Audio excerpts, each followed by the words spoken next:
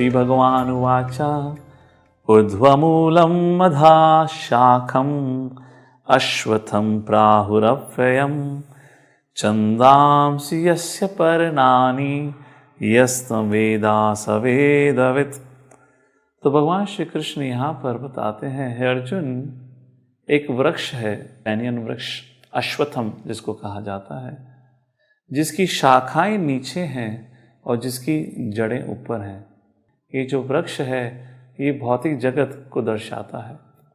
ये ऐसा वृक्ष हम सब ने देखा है, और वो देखा है पानी की परछाई में। अगर आप नदी के पास गए हैं, वहाँ नदी के पास कोई वृक्ष है, तो आपने देखा होगा शाखा नीचे नजर आती हैं और उसकी जड़ें ऊपर नजर आती हैं। तो भगवान श्री कृष्ण क्या समझाने का प्रयत्न कर रहे हैं?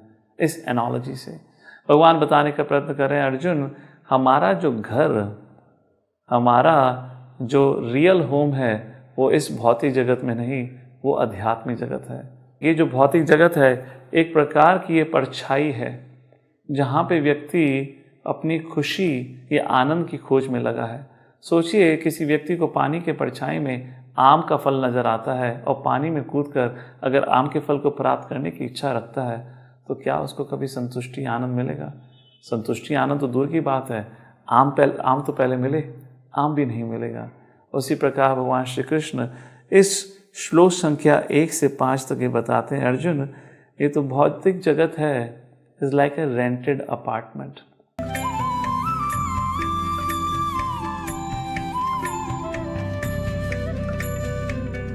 इसी 15वें अध्याय के प्रथम मंत्र में ये देखिएगा, 15वें अध्याय का प्रथम मंत्र में इसमें कहा है कि ऊर्ध्व मूलम अधः शाखम अश्वत्थम प्राहु अव्यम छंदासी यस्य पर्णानि ये तम वेद स वेदवित्। इन्होंने अनुवाद किया है कि ऊर्ध्व मूलम, आदि पुरुष परमेश्वर मूल वाले, इसका अर्थ करना था ऊर्ध्व माने ऊपर को, जड़ वाला वो तो पूर्ण परमात्मा है, और अधः शाखम, यहां इन्होंने अधः का अनर्थ कर दिया ब्रह्मा रूप मुख्य शाखा वाले। नहीं, अधः माने नीचे होता है, ऊर्ध्व माने ऊपर होता है। इसमें अधः 2 बार है, अधः अधः, ये दूसरे श्लोक में। अब यहां इन्होंने, और ऊर्ध्व ऊर्ध्व भी है, यहां देखो, इन्हीं का अनुवाद देखते हैं। अधः माने नीचे है, अधः माने नीचे, अधः माने नीचे, और ऊर्ध्व माने ऊपर, ऊर्ध्व माने ऊपर। अब यहां देखो, हम फिर आगे वापस 15वें अध्याय के प्रथम श्लोक में, ऊर्ध्व मूलम अधः शाखम, ऊर्ध्व मूलम अधः शाखम, ये अधः शाखम, ये ऊर्ध्व मूलम अधः शाखम अश्वत्थम प्राहु अव्यम अविना छंदासी यस्य पर्णानि ये तम वेद स वेदवित्। अब इन्होंने ये गलत किया है, यह लिखना था ऊपर को जो जड़ वाला, ऊपर को जड़ वाला वो तो परमेश्वर है, पूर्ण परमात्मा है, ये ठीक है।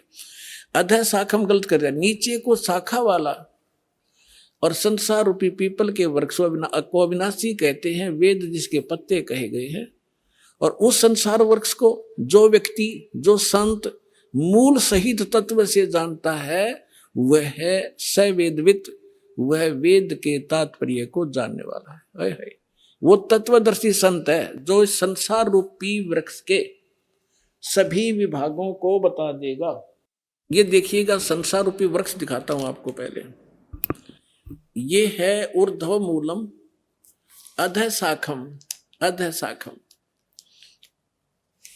ऊर्ध्व मूलम अधः शाखम अश्वत्थम प्राहु अव्यम छंदासी यस्य पर्णानि ये तम वेद स वेदवित्। अब देखिएगा, ये है वृक्ष जो जमीन से बाहर दिखाई देता है। परमेश्वर ने, कबीर परमेश्वर जी ने 600 वर्ष पहले अपना ज्ञान बताया था एक, और वो लीला ऐसी ही करते हैं, अपने मुख कमल से यथार्थ ज्ञान बोलते हैं, और उस ज्ञान को फिर लिपिबद्ध कर लिया जाता, वो सच्चिदानंद घन ब्रह्म की वाणी कहलाती है। उसमें उन परमात्मा ने कहा था, और मूल कौन है? ये स्वयं है परमात्मा, ये स्वयं है परमात्मा। ये देखिएगा, ये कौन है? ये कबीर साहिब है, पूर्ण ब्रह्म कबीर साहिब, परम अक्षर ब्रह्म।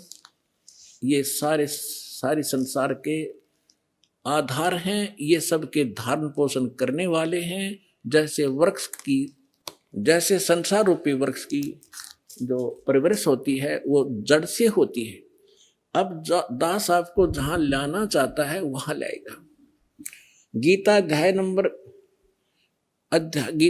नंबर 15 के श्लोक नंबर 1 आपने पढ़ लिया। इसमें स्पष्ट कर दिया कि तत्वदर्शी संत कैसा होगा। ये देखिए, ये है 15वें अध्याय का प्रथम श्लोक। इसमें बताया है कि ऊर्ध्व मूलम अधः शाखम अश्वत्थम प्राहु अवम छंदासी यस्य प्रणानी ये तम वेद सवेदविद। ऊपर को जड़ और नीचे को तीनों गुण रूपी शाखा वाला, ये इसको सारा कंप्लीट मिलाकर हम पढ़ेंगे ना। ऊर्ध्व मूलम अधः शाखम, नीचे को शाखा वाला पढ़ो इसको। और अश्वत्थम यानी संसार रूपी पीपल के वृक्ष को अविनाशी कहते हैं। वेद, ये वेद नहीं है। जैसे छंद का अर्थ होता है विभाग, किसी एक शब्द का एक ही अर्थ नहीं होता, कि जो इन सभी छंदों को, सभी विभागों को तत्व से जानता है।